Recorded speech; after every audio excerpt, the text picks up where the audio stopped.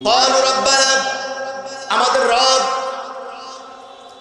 قالوا ربنا غلبت علينا شقوتنا আমাদের কপাল পুড়ে গেছে আমাদের কপালে বড় দুর্ভাগ্যের বিষয় শিকওয়াতুনা কুননা কওমান দালিন আমরা পথভ্রষ্ট জাতি ছিলাম আমরা বারবার মানুষের উপর জুলুম করেছি নির্যাতন করেছি তারা বলবে রব্বানা আখরিজনা মিনহা ফাইন উদনা ফাইন্না যালিমুন আল্লাহ রব্বানা আখরিজনা মিনহা একবারের জন্য বের করে দাও কলিজা ফেটে যাচ্ছে জাহান্নামের আগুনে জ্বলে পুড়ে সারকার হয়েছে আখরিজনা মিনহা ফাইন উদনা তোমার কাছে আল্লাহ কথা দিচ্ছি ফাইন্না যালিমুন যদি আবার আমরা জুলুম করি আবার যদি মানুষের অধিকার নষ্ট করি আবার যদি মানুষ হত্যা করি আবার যদি বেসামরিক আলেমদেরকে আবার জেলখানায় দেই তুমি আমার শাস্তি দিও একটা বারের জন্য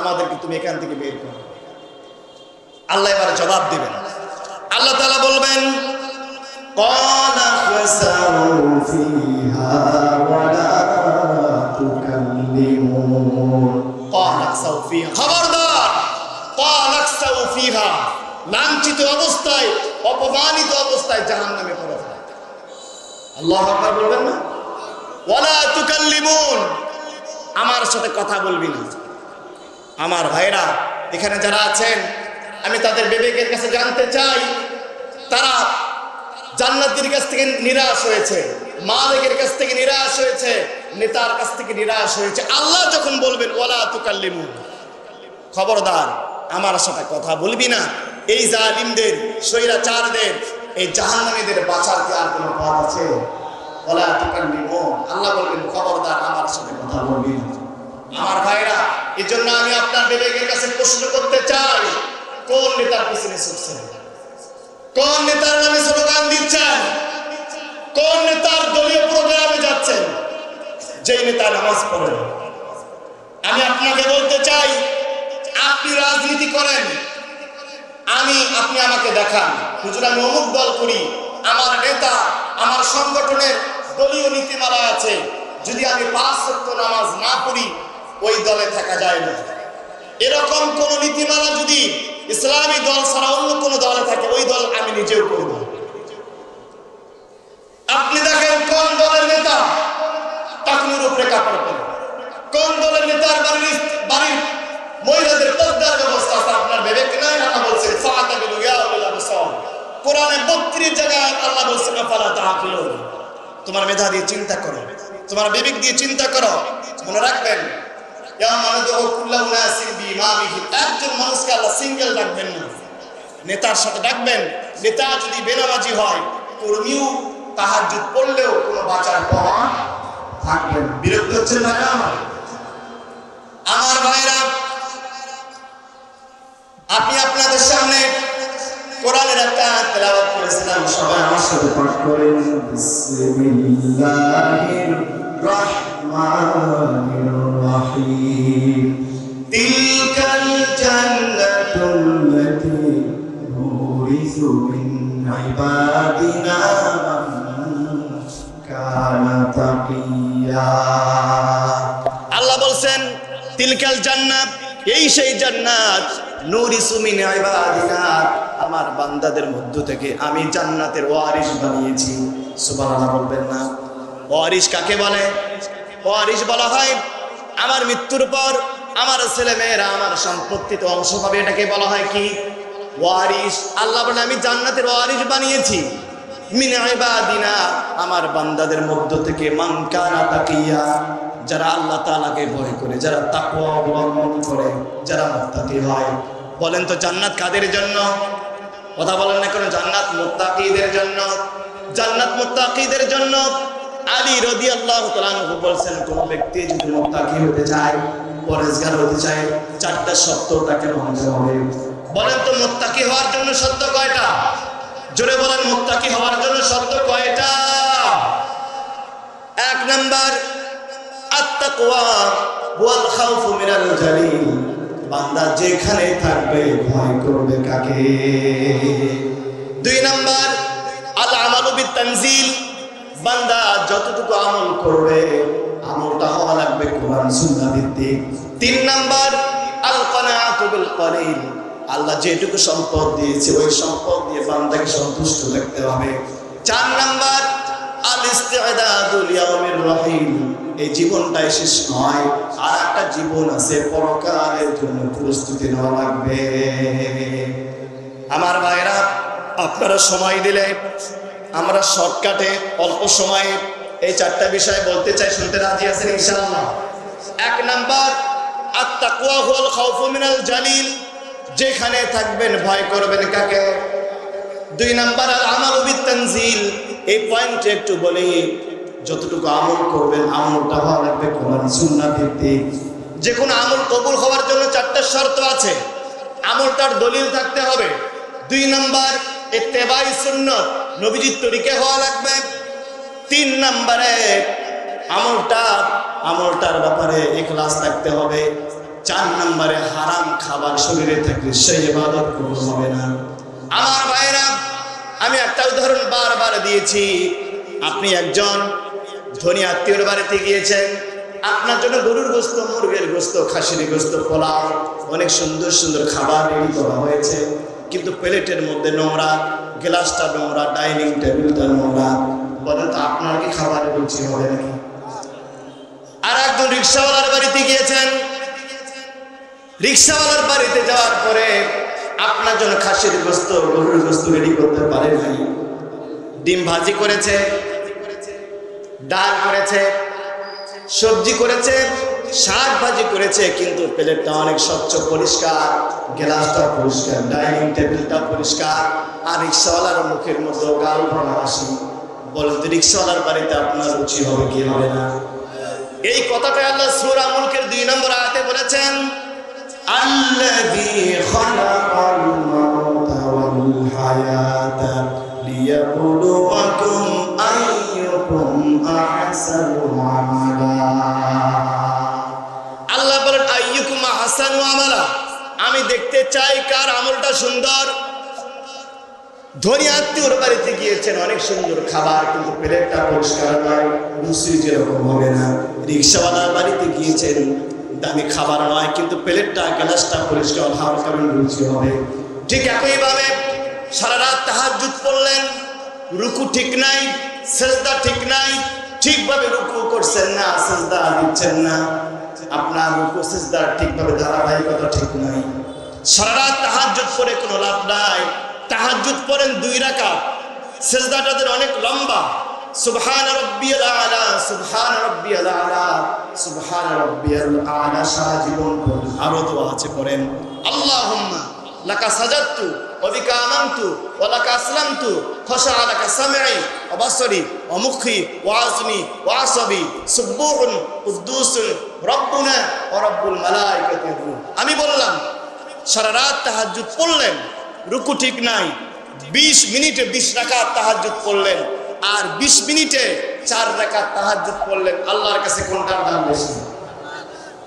আমার ভাইরা, এই ভুলটা আমরা করি সারা জীবন। মনে রাখবেন, ইসলাম কোয়ালিটি মেইনটেইন করে, ইসলাম কোয়ান্টিটি মেইনটেইন করে না।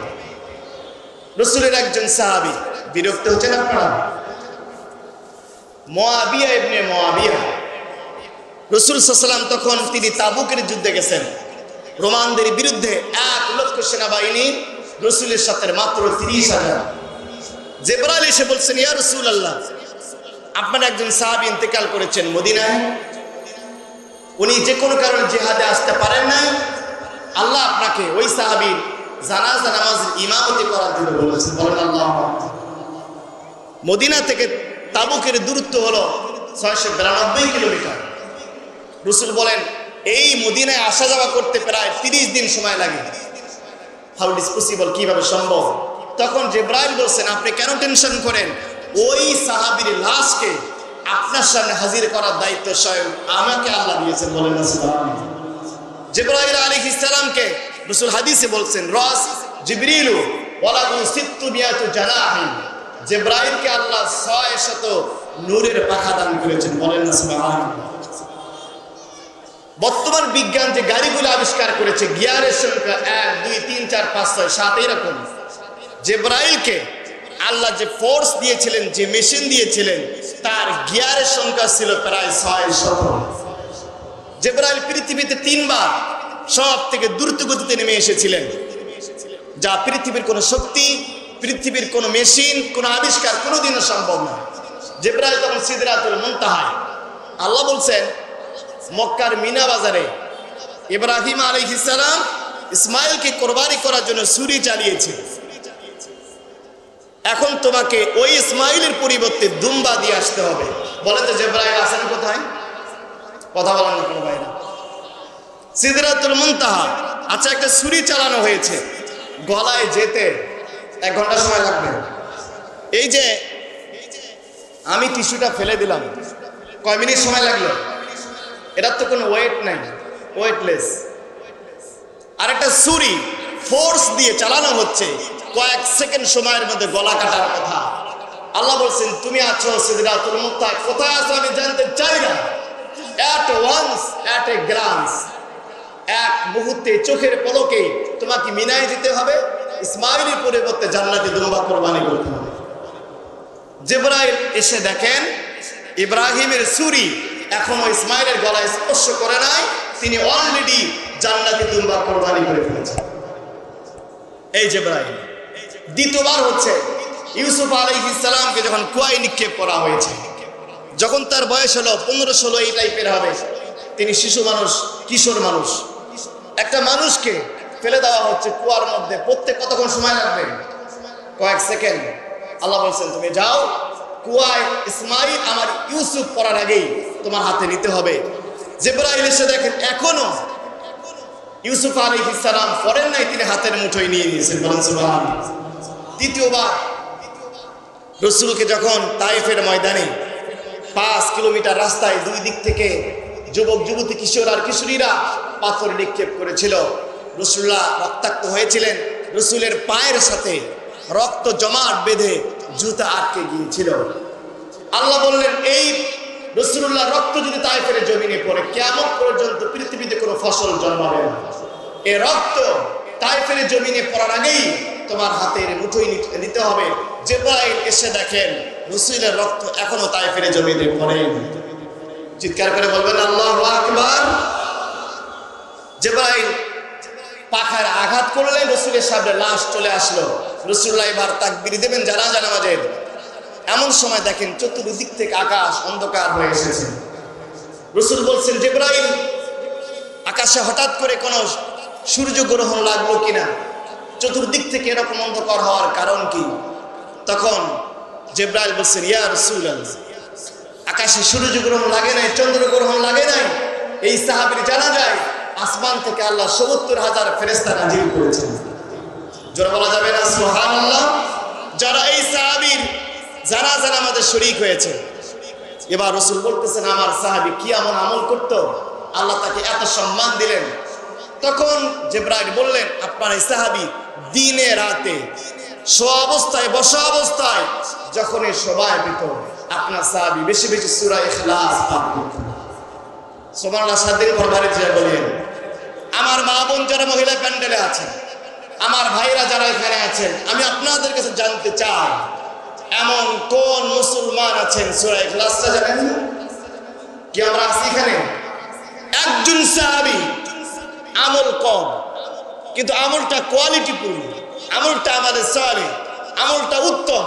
শুধু সূরা ইখলাসকে ভালোবাসার কারণে তিনি শুধু জান্নাতি হন নাই, তার জানাজায় ৭০,০০০ আসমানের ফেরেশতা নাজিল হয়েছে। আমি আপনাকে বলতে চাই ভাই, কিয়ামতের দিন নামাজ দিয়া, ইসলামী আন্দোলনের সওয়াব দিয়া, হজ্জের সওয়াব দিয়া, যাকাতের সওয়াব দিয়া, তাফসীর মাহফিলের সওয়াব দিয়া জান্নাতে যেতে পারবেন না। এমন একটা আমল করুন, প্রত্যেক দিন হতে পারে 2 রাকাত নামাজ, হতে পারে একটা কোরআনের আয়াত তেলাওয়াত, প্রত্যেক দিন পড়বেন। শীত হোক, গরম হোক, সকাল হোক, বিকাল হোক, ভ্যান চালান, রিক্সা চালান, আমার মায়েরা রান্না করেন, যেই কাজে করেন না কেন, যাই করেন, এমন একটা আমল নিয়ে যান আল্লাহর কাছে।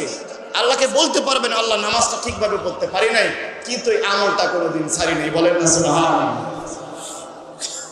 আব্দুল্লাহ ইবনে আব্বাস রাদিয়াল্লাহু তাআলা আনহু বলছেন আমি রাসূলের পরে সবথেকে বড় মুফাসসির, তাফসীরুল শিরোমণি যাকে বলা হয়, তিনি বলেন আমি কোরআন পড়ে যতটুকু বুঝতে পেরেছি, আল্লাহকে পাওয়া সব থেকে সহজ মাধ্যম হচ্ছে তার মা আর বাবাকে রাজি খুশি করা। মা বাবাকে রাজি খুশি করার মাধ্যমে যত তাড়াতাড়ি জান্নাত পাওয়া যায়, অন্য কোনো ভাবে এত তাড়াতাড়ি জান্নাত পাওয়া যায়। আমার ভাইরা, বিশ্বনবী তিনি বলেন মেরাজের রাত্রিতে আমি মেরাজে গিয়েছি। হুজুর বলেন দাখালতুল জান্নাহ, আমি জান্নাতে প্রবেশ করলাম।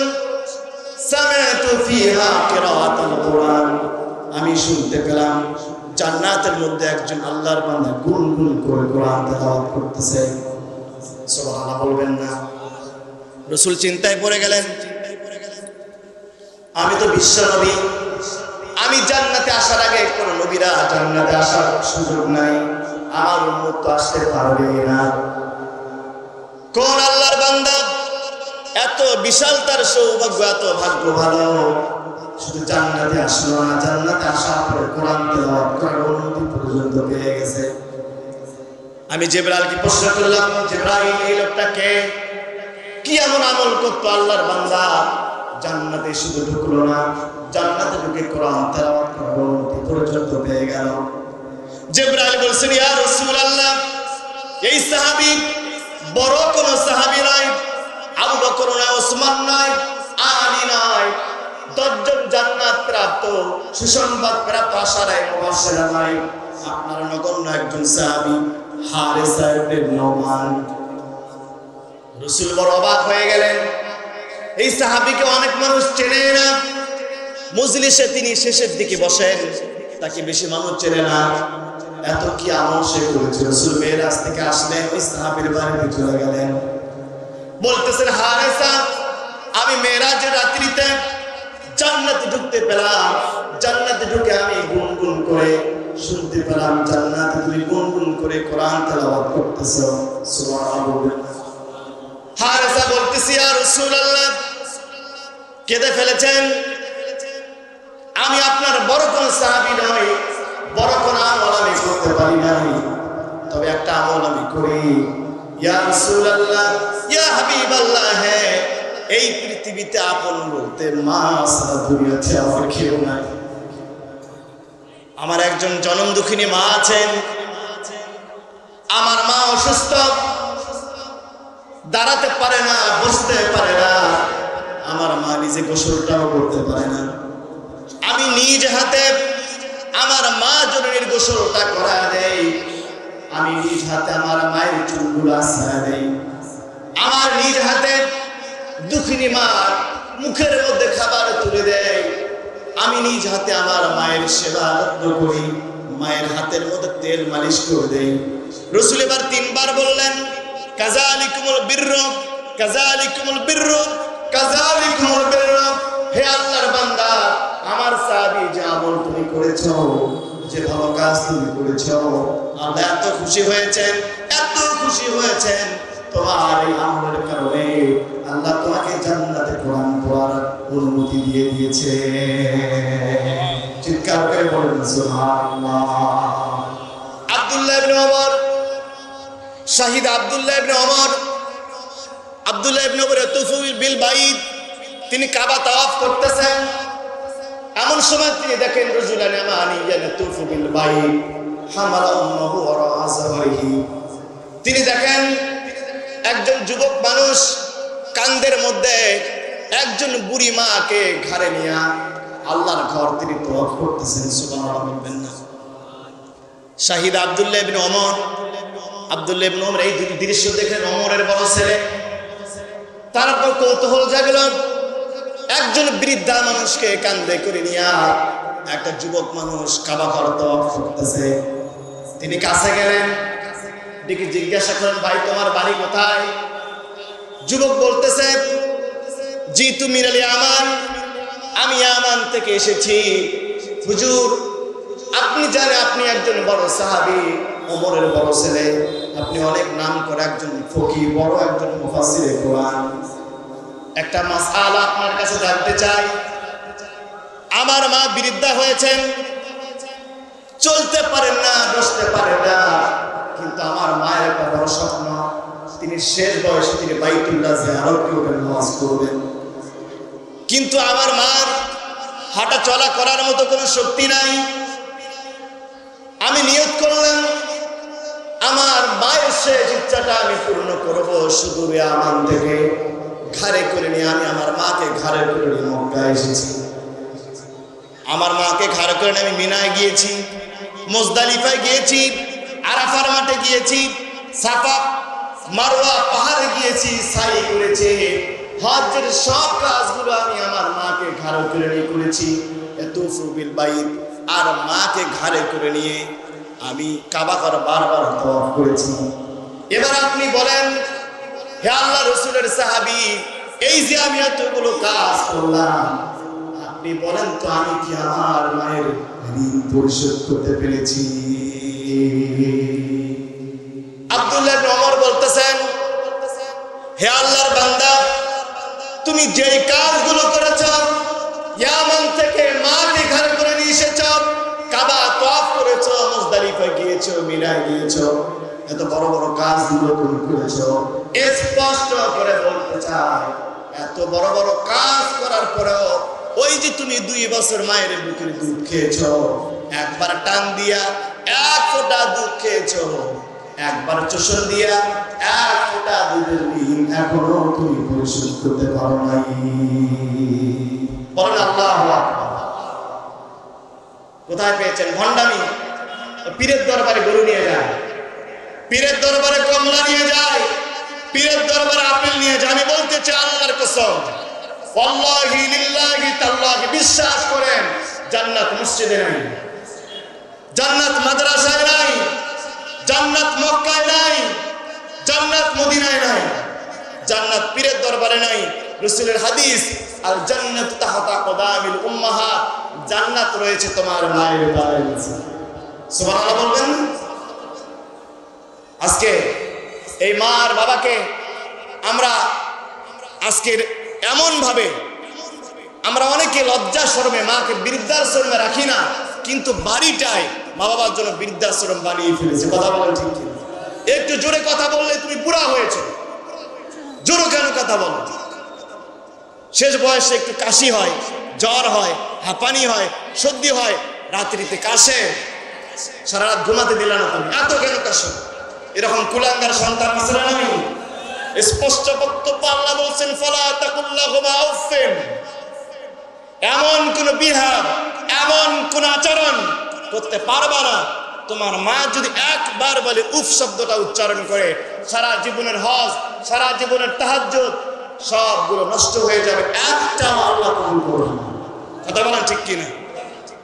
এজন্য তাকওয়া অর্জন করার দ্বিতীয় সত্য হচ্ছে আল আমালু বিত-তানজিল, আমল যেটুকু করব আমলটা হতে হবে একনিষ্ঠ, ইখলাসের সাথে, একনিষ্ঠতার সাথে।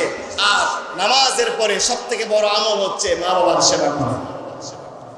3 নম্বর আল কানাতু বিল কলিল, আল্লাহ আপনাকে যে পরিমাণ সম্পদ দিয়েছে এইটুকু নিয়ে সন্তুষ্ট থাকুন, আল্লাহ তাআলা কিয়ামতের দিন এর বিনিময়ে আপনাকে মাফ করে দেবেন।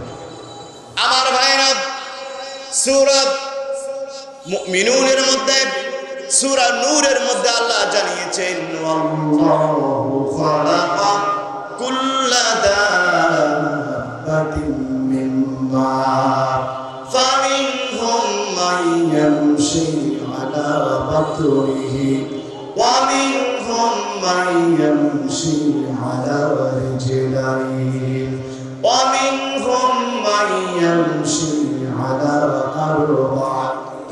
আল্লাহু ইয়াখলুকু মান ইয়াশা, ইন্নাল্লাহা আলা কুল্লি শাইইন কাদির। আল্লাহ বলেন, আল্লাহু খালাকা কুল্লা দাব্বাতিন মিম্মা, প্রত্যেকটা মানুষকে আমি পানি থেকে সৃষ্টি করেছি। এই পৃথিবীর 4 ভাগের মধ্যে 3 ভাগ যেমন পানি, মানুষের শরীরের মধ্যে 4 ভাগের মধ্যে 3 ভাগ পানি। আপনার শরীরে 5 থেকে 6 কেজি রক্ত আছে। এই যে ব্রেন আমাদের চতুর্দিকে, বিজ্ঞানীরা বলছেন 170 থেকে 60 গ্রাম পানি মানুষের ব্রেনের চতুর্দিকে আছে। যদি ব্রেনের চতুর্দিকে এই অ্যালকোহলটা পানিটা না থাকতো, ফুটবল খেলার সময় যখন আপনি হেড করতেন সরাসরি আঘাতটা ব্রেনে লাগতো, আপনি পাগল হয়ে যেতেন।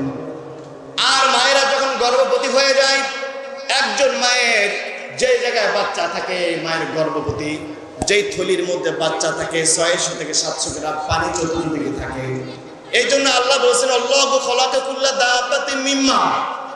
আল্লাহ এবার বলতেছেন ফামিনহুম মাইয়ামশি আলা বাতনিহি, কিছু প্রাণী আছে পেটে ভর দিয়ে চলে, মাছ, সাপ, জলজ যে প্রাণীগুলো আছে পেটে ভর দিয়ে চলে।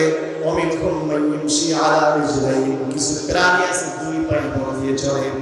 ওমিনহুম মাইয়ামশি আলা আরবা, কিছু প্রাণী আছে চার পায়ে ভর দিয়ে চলে। এর বাইরে কি কোনো প্রাণী আছে? 3 প্রকার প্রাণী পেটে ভর দিয়ে চলে, 2 পায়ে ভর দিয়ে চলে, 4 পায়ে ভর দিয়ে চলে। এই প্রাণীগুলোর দিকে এবার আপনি তাকান। একটা সাপ যখন খাবার খায় তার মাথাটাকে নিচের দিকে নিয়ে যেতে হয়। গরু যখন খাবার খায় মাথাটাকে খাবারের কাছে নিয়ে যেতে হয়। ছাগল যখন খাবার খায় মাথাটাকে খাবারের কাছে নিয়ে যেতে হয়। মুরগি যখন খাবার খায় মাথাটাকে খাবারের কাছে নিয়ে যেতে হয়। কিন্তু মানুষ একমাত্র প্রাণী, মাথাটাকে খাবারের কাছে নিয়ে যেতে হয় না, খাবারটাকে আমরা মাথার কাছে নিয়ে আসি। কথা বলেন ঠিক কিনা? আপনারা যে ঠিক বললেন না? গরু, ছাগল, উট, দুম্বা, ভেড়া, মহিষ, হাঁস, মুরগি, তরুলতা, অর্থাৎ যত প্রাণী আছে মানুষ ছাড়া মাথাটাকে কোথায় নিয়ে যেতে হয়? খাবারের কাছে। আর মানুষ একমাত্র প্রাণী, আমরা মাথাটাকে খাবারের কাছে নেই না, আমরা খাবারটাকে মাথার কাছে। কেন এটা করেছেন আপনি কোনোদিন চিন্তা করেন নাই? এর কারণ হলো মহান রব্বুল আলামিন আপনার মাথাটাকে উঁচুতে রেখেছেন। এই মাথা শুধুমাত্র একমাত্র নত হবে কার কাছে? একটু হারামের কাছে। আপনাকে 10 টাকা দিলেই আপনার ঈমান বিক্রি করে দেন। 10 টাকা দিলেই সুদখোর আর মদখোর আর জুয়াখোরের বিরুদ্ধে আপনি তার পিছনে স্লোগান দেন। এই তো সামনে নির্বাচন আসছে, সারা জীবন তাফসীর মাহফিল শুনবেন, কোরআনের রাজ কায়েমের কথা, কোরআন সুন্নাহ ভিত্তিক শাসনের কথা। ভোটের আগে রাতের 500 টাকা দেওয়া, সারা জীবন তাফসীর মাহফিলের প্যান্ডেলের ভেতরে শেষ। কথা বলেন ঠিক কিনা? মুসলমান, এই জন্য আপনাকে সিদ্ধান্ত নিতে হবে। আপনাকে বারবার আল্লাহ 54 বছর আমাদেরকে এই সুযোগ দেন নাই, যে সুযোগ এবার আমরা পেয়েছি। আমরা রামকে দেখেছি, বামকে দেখেছি, আমরা স্বামীকে দেখেছি, স্ত্রীকে দেখেছি, বাবাকে দেখেছি, মেয়েকে দেখেছি।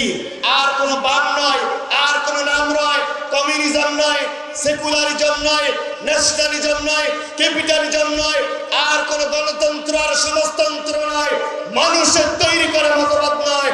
একবারের জন্য হলেও এই 56,000 বর্গ মাইলের বাংলাদেশে আমরা একবারের জন্য হলেও কোরআন ভিত্তিক শাসন ব্যবস্থা দেখতে চাই। কারা কারা দেখতে চাই? আল্লাহকে দেখায়। আমার ভাইরা, আল্লাহ আপনার মাথাটাকে উঁচুতে রেখেছেন। এই মাথা তো আপনি সুদের জন্য মাথা নত করবেন না। 10 টাকার নোটের জন্য, 100 টাকার জন্য, 500 হাজার টাকার জন্য আপনি তো ভোট বিক্রি করতে পারেন না। এজন্য আল্লাহ রাব্বুল আলামিন আপনাকে যে রিজিক দিয়েছেন, আল কানাতু বিল কলিল, এটুকুনি সন্তুষ্ট থাকেন। একজন পীর সাহেব, তার পকেট কাটতে গেছে এক চোর, তার ওয়াকিয়াতে পড়ছি। তো চোর পকেটে হাত দিয়েছে। পীর সাহেব বলছে, বেটা আমি পীর সাহেব, আমারে চেনস? তো চোরও ছিল খুব বুদ্ধিমান। চোর বলছে, হুজুর আমার সাথে হুজুরগিরি দেখা লাভ নাই, আমার রিজিক আপনার পকেটের মধ্যে, এই জন্য আমার হাতটা আপনার পকেটে গেছে। পীর সাহেব বলছে, বেটা চালাকি করে লাভ নাই, তোরে একটা আয়াত শুনাই। সূরা জারিয়াতে আল্লাহ বলছেন, অফিস সামাই রিজকুকুম ওয়া মা তুআদুন। এই কথা মনে রাখিস, তো রিজিকের ফয়সালা চেয়ারম্যানের পরিষদে হয় না, তো রিজিকের ফয়সালা উপজেলা পরিষদে হয় না, তো রিজিকের ফয়সালা এমপির দপ্তরে হয় না, তো রিজিকের ফয়সালা খাদ্যমন্ত্রীর টেবিলে হয় না, তো রিজিকের ফয়সালা প্রাইম মিনিস্টারের দপ্তরে হয় না, তো রিজিকের ফয়সালা হয় মহান আল্লাহ তাআলার দপ্তরে। শেষ 3 বছর পর পীর সাহেব কাবাঘর তওয়াফ করতেছেন মক্কায় গিয়া, তিনি দেখেন ওই চোর বেটা বড় দাড়ি রেখে সেও আল্লাহর ঘর তওয়াফ করতেছে। সুবহানাল্লাহ বলুন। পীর সাহেব বলছে, বেটা তুই না সাসরা চোর ছিলি, মুরগি চুরি করতি, হাঁস চুরি করতি, কেমনে তোর পরিবর্তন আসলো? চোর বলছে, হুজুর যেদিন থেকে বলেছেন পৃথিবীর কোন ক্ষমতাশালী কোন ব্যক্তির টেবিলে রিজিকের ফয়সালা হয় না, কারো পকেটের রিজিকের ফয়সালা হয় না, ওই দিন থেকে আসমানের মালিকের কাছে চাওয়া শুরু করেছি। আসমানের মালিক আমাকে এত দিয়েছেন, এত দিয়েছেন, এত দিয়েছেন, তিনি আমাকে বাইতুল্লাহ হজ করার জন্য নিয়ে এসেছেন। আমার ভাইরা বলেন তো, একমাত্র রিজিক দেওয়ার মালিককে? চিল্লা বলতে হবে, একমাত্র রিজিক দেওয়ার মালিককে। তাহলে কি আমরা আগামী দিনে 500 টাকার জন্য মাথা বিক্রি করব? আর এই সুযোগ নেই। চতুর্থ নাম্বার তাকওয়া অর্জন করার মাধ্যম হলো আল ইস্তিআদাদু লিয়াউমির রহিম। এই জীবন শেষ নয়, এর পরবর্তী অনন্তকালের একটা জীবন আমাদের সামনে আসছে। বিশেষ করে দিব 1 মিনিটে। আপনি মিটার পুকুরে গেছেন, ঈদুল ফিতর ছুটি শেষ, রবিবারের দিন আপনাকে অফিস ধরতে হবে সকাল 10টায়, গার্মেন্টসে চাকরি করে। হানিফ কাউন্টারে টিকিট শেষ, ড্রাইভার কাউন্টারের মালিক বলছে, ভাই একটা সিট ফাঁকা আছে, শেষের সিটটা। সামনের সিটের যেই ভাড়া, শেষের সিটও একই ভাড়া। আপনি যাবেন কি যাবেন না? কথা বলেন না কেন? আপনার অফিস ধরতে হবে, আর কোনো কাউন্টারে কোনো সিট ফাঁকা নাই। ভালো করে বুঝেন।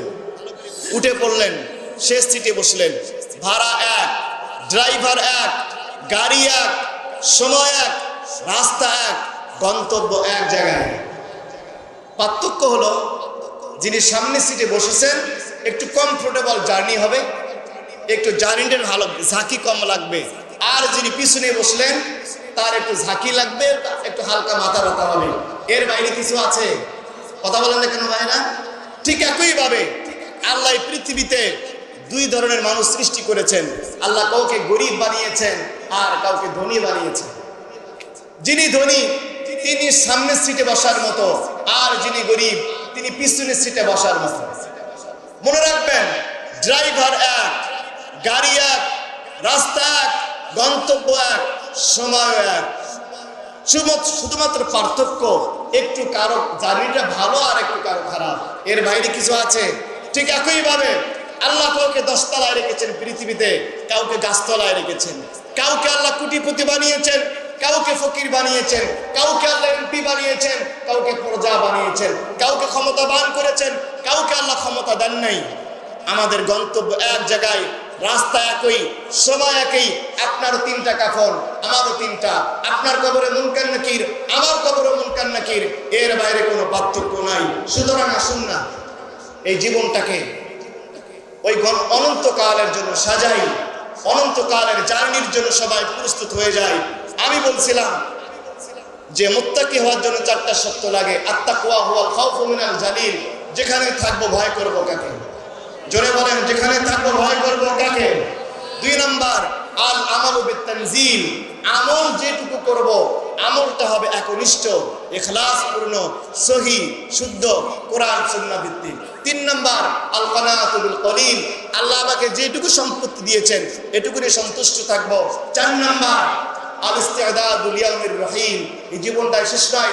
কেউ পিছনের সিটে বসেছি, কেউ সামনের সিটে বসেছি।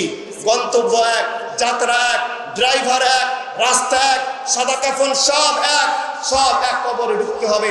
এই 4টা কাজ যদি আমরা করতে পারি, আল্লাহ বলেন তিলকাল জান্নাতুল্লাতী নুরিসু মিন ইবাদিনা মান কানা তাকিয়া। তোমরাই হবে জান্নাতের ওয়ারিস। আমার বক্তব্য শেষ হয়ে গিয়েছে, আমার জন্য দোয়া করবেন। আসসালামু আলাইকুম ওয়া রাহমাতুল্লাহি ওয়া বারাকাতুহু।